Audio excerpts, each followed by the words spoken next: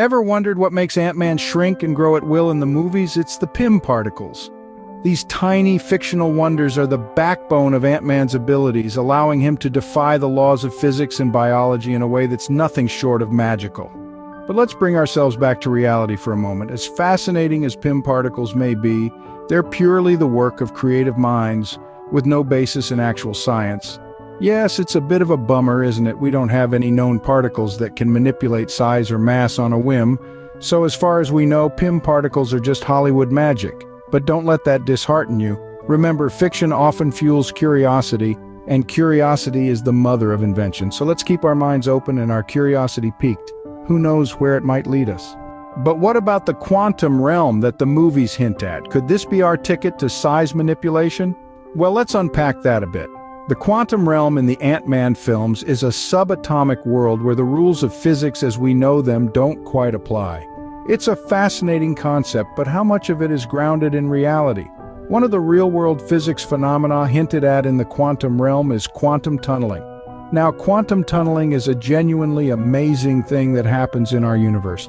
It's a quantum mechanical phenomenon where particles can pass through potential barriers. This concept is a bit like a ball rolling up a hill, and instead of rolling back down as we'd expect, it simply appears on the other side.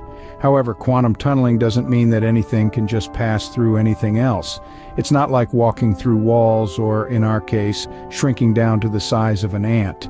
Quantum tunneling is on a microscopic scale, dealing with the behavior of tiny particles like electrons. So, while quantum tunneling is certainly fascinating, it doesn't offer us a way to shrink ourselves or other large objects. The particles we're made of and the particles that make up the world around us can't just tunnel through each other to make us smaller. In fact, if we were to shrink ourselves while keeping our same number of atoms, we'd become incredibly dense and collapse under our own weight.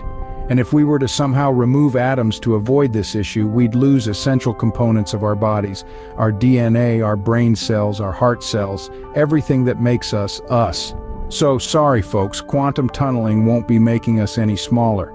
It's an amazing part of our universe's microscopic world, but it doesn't offer a ticket to becoming Ant-Man or Wasp.